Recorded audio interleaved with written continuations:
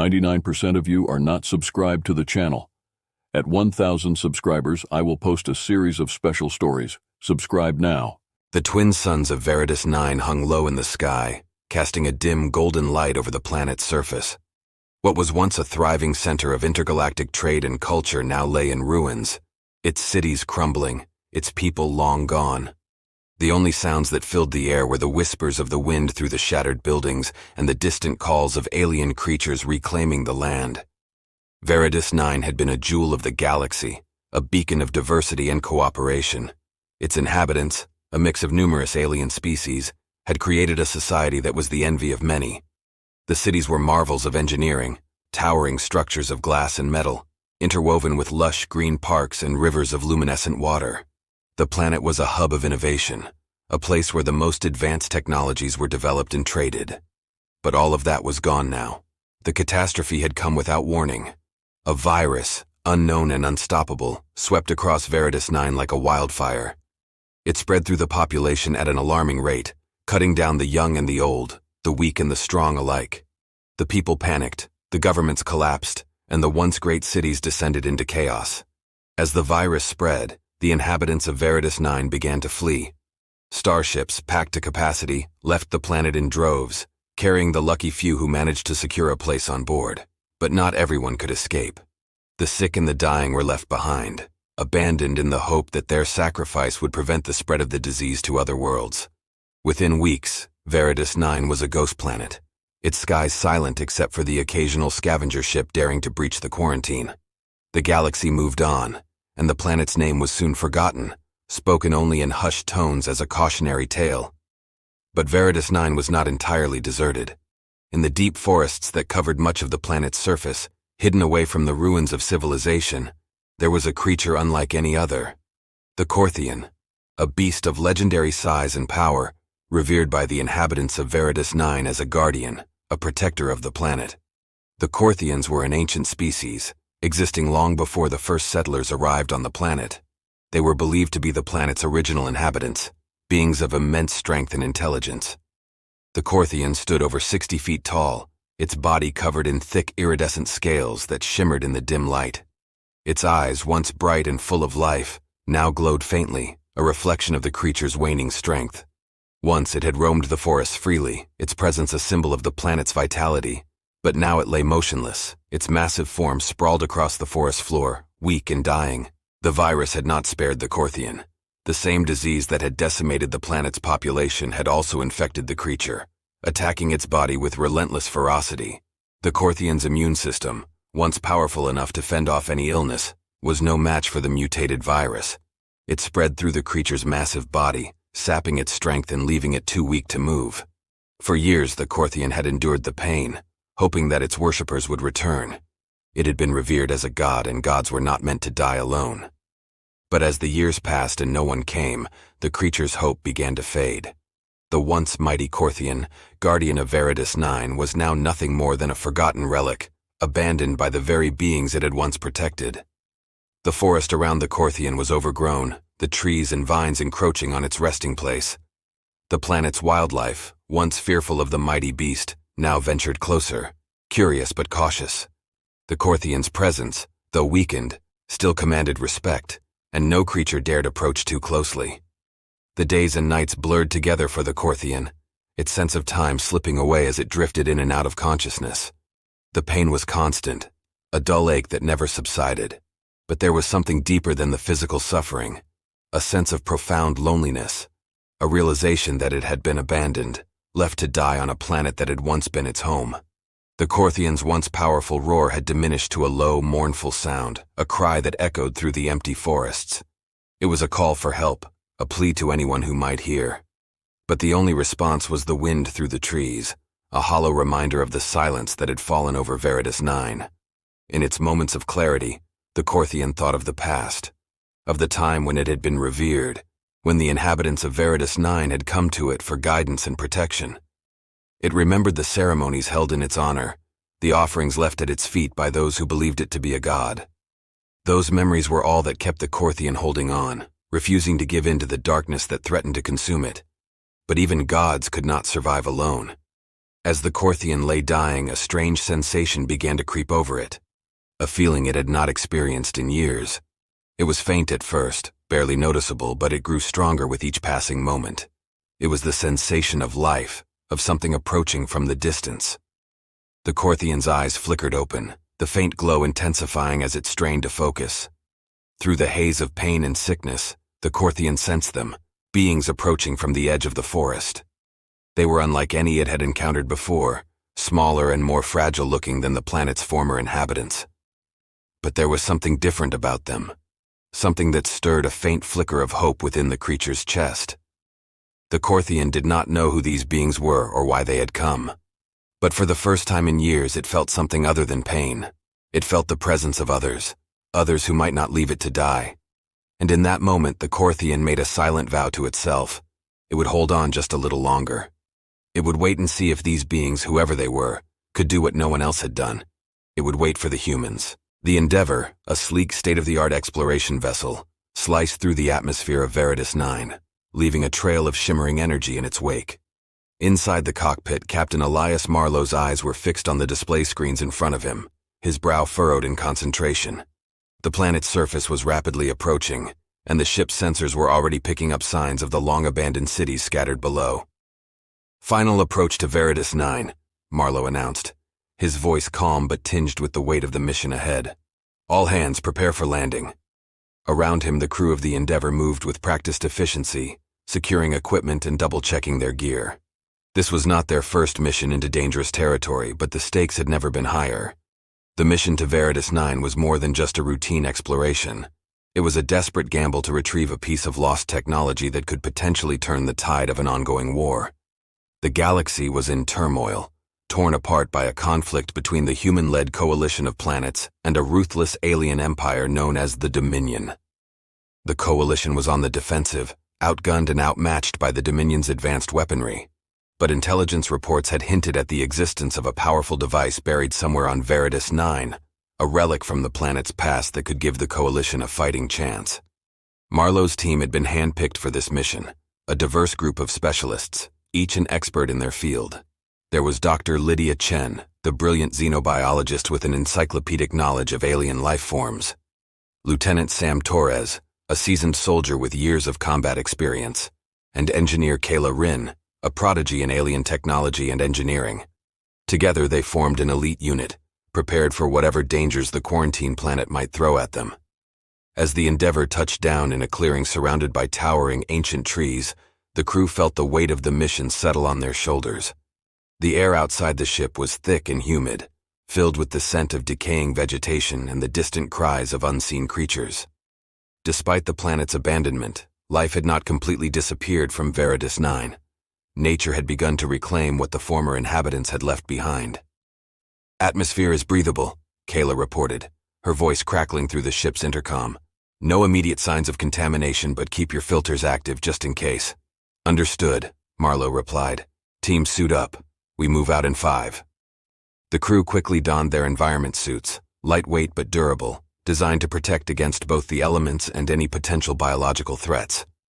Each suit was equipped with a visor that provided real-time data on their surroundings, as well as a communications link that kept them connected at all times.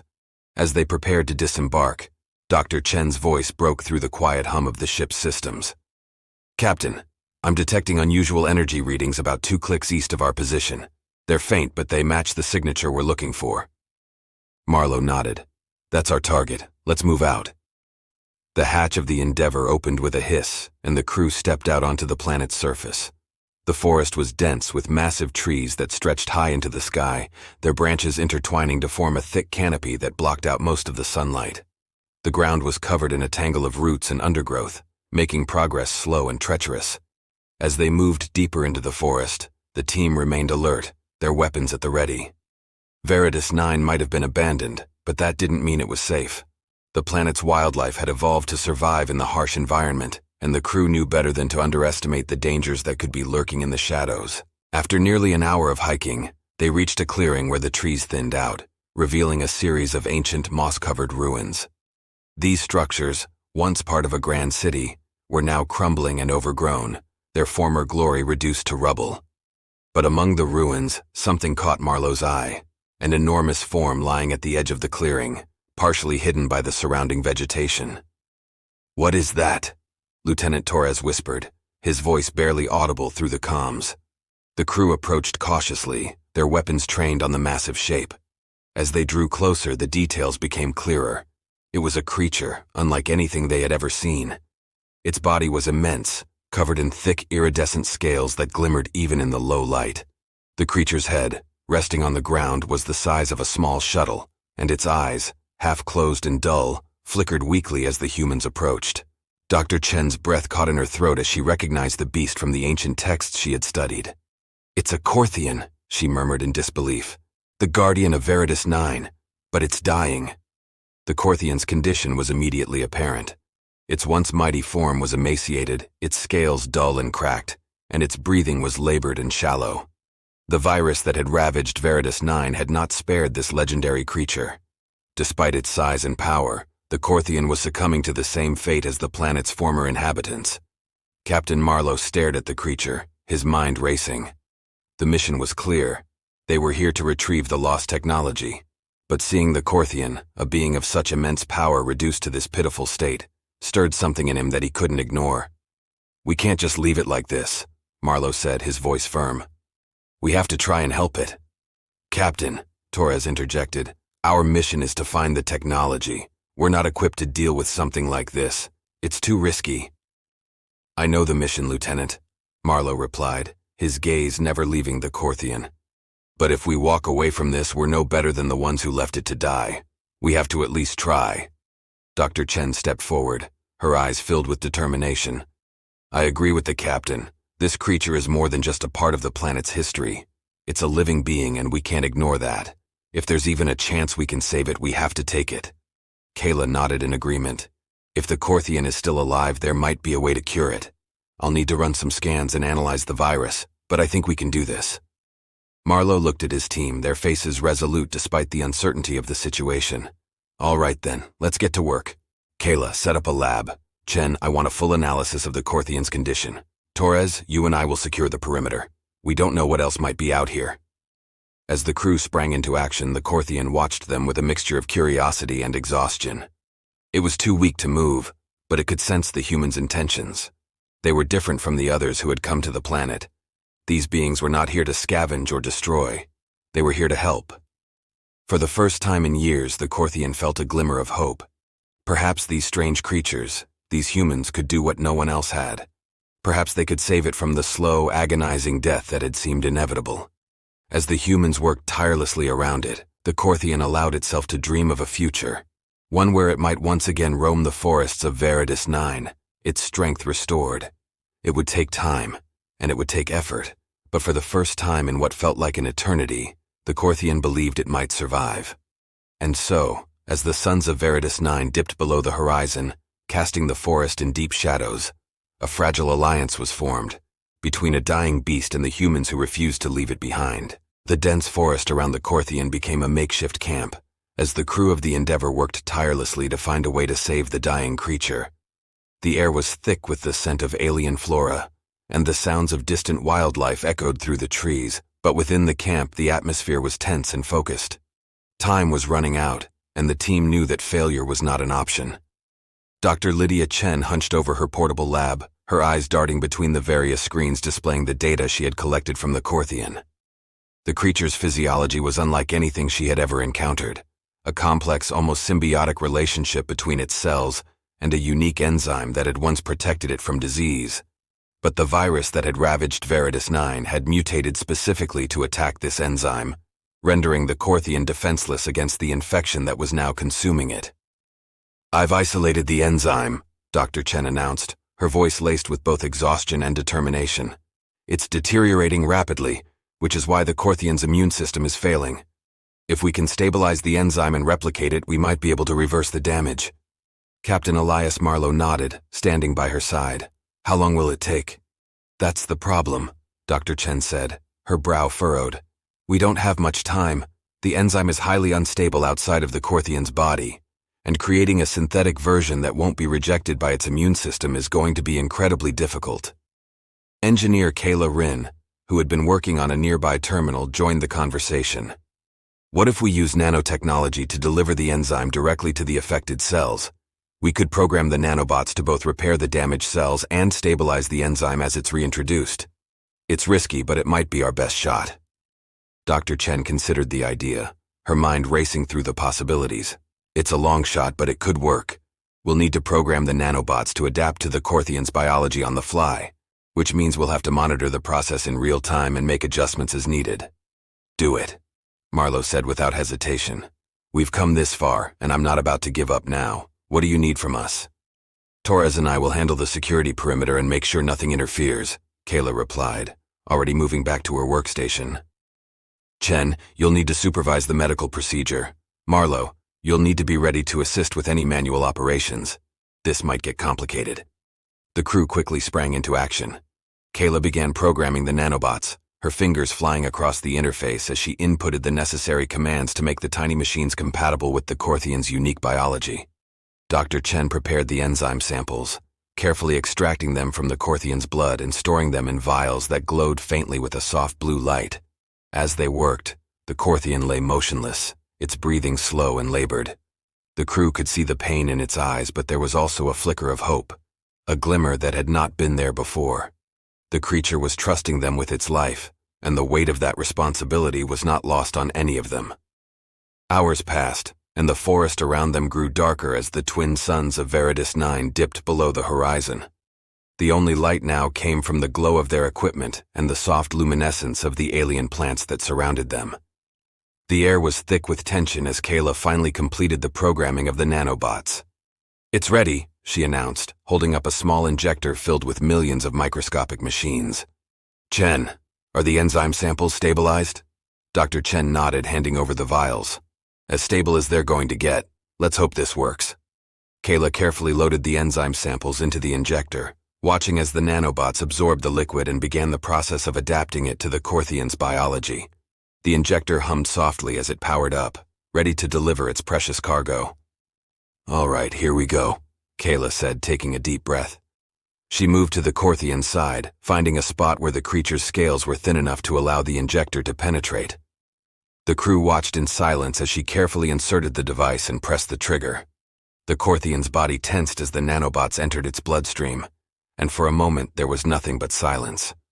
Then, the creature let out a low, rumbling growl, its massive body shuddering as the nanobots went to work, spreading throughout its system and delivering the enzyme to the affected cells. "Monitoring now," Dr. Chen said, her eyes glued to the screens displaying the Corthians' vital signs. The data was coming in fast, and she could see the nanobots beginning to stabilize the enzyme, slowly repairing the damage done by the virus. But it wasn't enough. "The enzyme is still too unstable," Dr. Chen muttered, her hands flying over the controls as she tried to make adjustments. "It's breaking down faster than the nanobots can repair it." "Can we increase the nanobots' output?" Marlowe asked, his voice tense. "We're already at maximum capacity," Kayla replied, frustration evident in her voice. "If we push them any harder, we risk a total system collapse." As the crew frantically worked to find a solution, the Corthian let out a sudden roar, its body convulsing violently.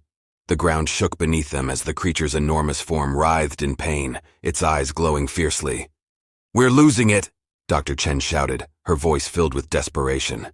"The enzyme is breaking down too quickly. If we don't do something now, the Corthian won't make it." Kayla's mind raced as she searched for an answer. There had to be something they could do, some way to stabilize the enzyme long enough for the nanobots to finish their work. Then a thought struck her, something so risky and unconventional that it might just work. "What if we use a direct energy transfer?" Kayla suggested. "We could use the ship's power core to supercharge the nanobots, give them the boost they need to stabilize the enzyme." "That's insane," Torres said, his eyes wide. "We'd be risking a power surge that could fry the entire system, not to mention what it could do to the Corthian." "It's our only chance," Kayla insisted. "If we do nothing, the Corthian will die. We have to try." Marlowe looked at his team, the weight of the decision heavy on his shoulders, but he knew there was only one choice to make. "Do it," he ordered. "Reroute the power from the ship and initiate the transfer. We're all in." Kayla wasted no time, quickly inputting the commands to connect the Endeavor's power core to the nanobot injector. The ship's lights flickered as the energy levels fluctuated, the system straining to handle the sudden surge. "Ready?" Kayla said, her voice steady despite the tension. "Initiating transfer. Now!" The forest lit up with a blinding flash of light as the energy surged into the injector, supercharging the nanobots. The Korthian's body convulsed once more, but this time the reaction was different. The creature's scales began to glow, faintly at first, then brighter as the energy coursed through its veins. Dr. Chen watched in amazement as the enzyme stabilized, the nanobots working at an accelerated pace to repair the damaged cells.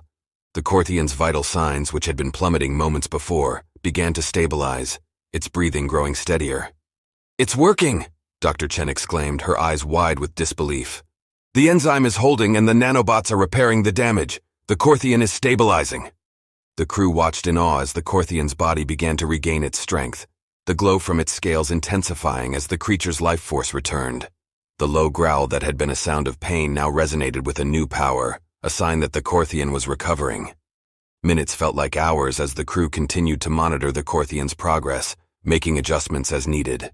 Finally, after what seemed like an eternity, the creature's body relaxed, its breathing steady and strong. The glow from its scales began to fade, but this time it was not a sign of weakness. It was a sign of recovery. "We did it," Kayla whispered, a smile breaking across her face.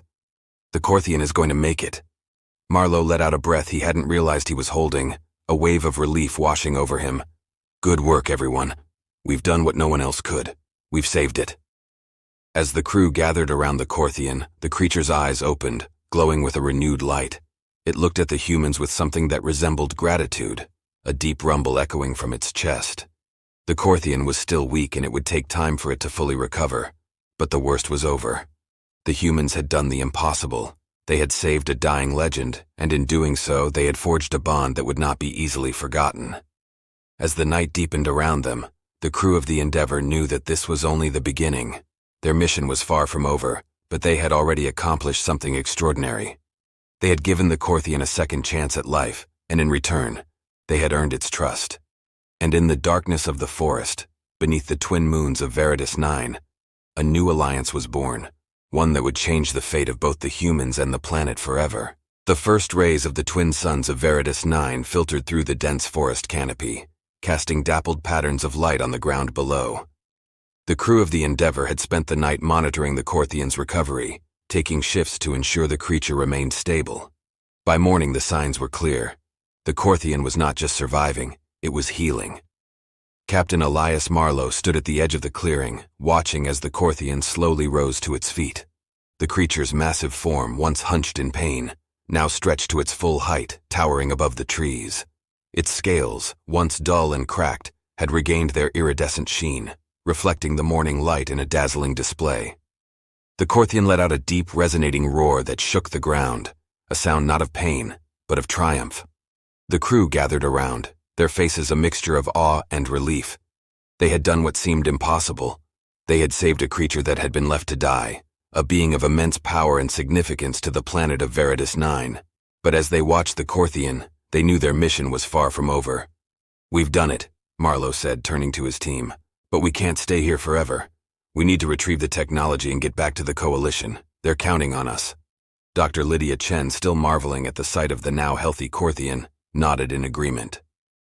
"We'll need to make sure the Korthian can survive on its own before we leave. The virus might be gone, but the planet is still dangerous." Kayla Rin was already scanning the area with her portable device. "The energy readings we detected are coming from deeper in the forest, near what looks like another set of ruins.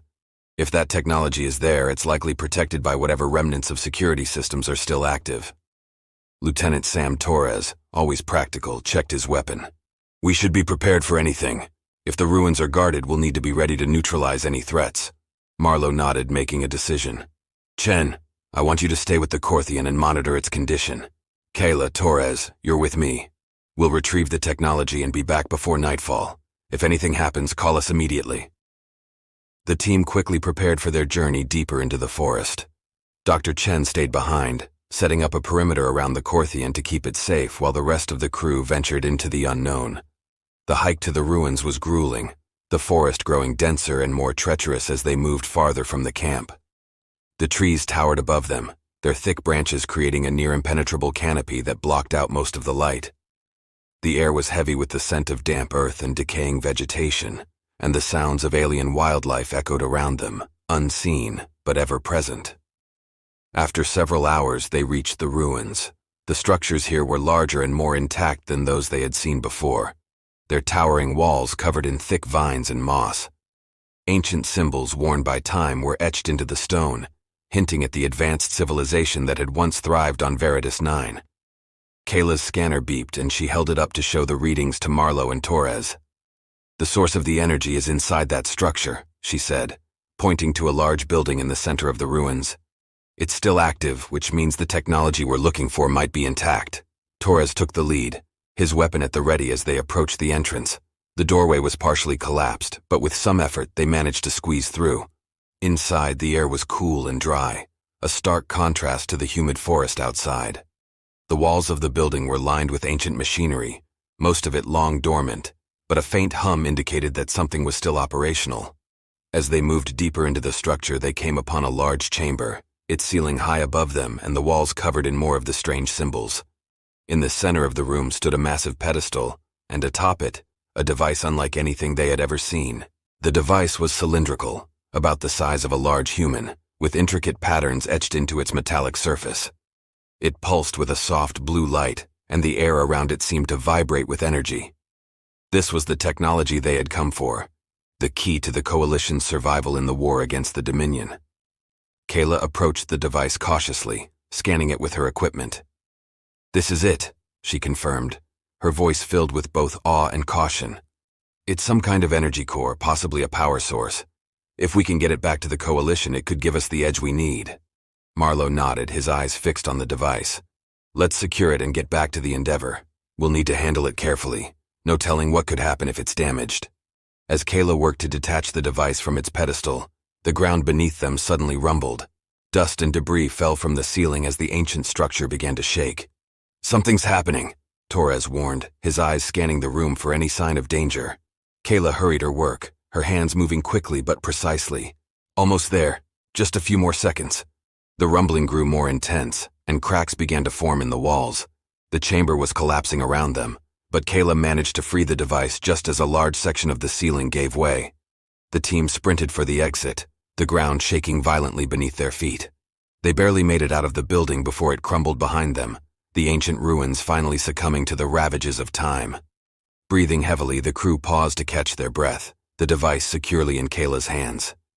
"That was too close," she said, her voice trembling with the adrenaline of their narrow escape. Marlowe placed a hand on her shoulder, steadying her. "But we made it. Let's get back to the ship and get this thing off the planet." As they made their way back to the camp, the forest seemed quieter than before, as if the planet itself was holding its breath. When they finally returned, they found Dr. Chen sitting beside the Corthian, her expression one of contentment and relief. "The Corthian's condition is stable," she reported as they approached. "It's still weak, but it's going to make a full recovery." Marlowe smiled, feeling a weight lift off his shoulders. "Good. We've got what we came for. Let's pack up and get off this planet." As the crew began dismantling their camp, the Corthian watched them with keen eyes. The bond that had formed between the creature and the humans was palpable, a connection forged through mutual trust and compassion. The Corthian, once left to die by those who had revered it, had found new allies in these strange beings who had risked their lives to save it. Before they left, Marlowe made one final decision. He activated a beacon, placing it at the edge of the clearing. It would serve as a signal to any future visitors, a reminder that Veritas 9 was not a dead world, but a place where life had been saved and where hope still lingered. The Corthian approached the crew as they prepared to leave, lowering its massive head to their level.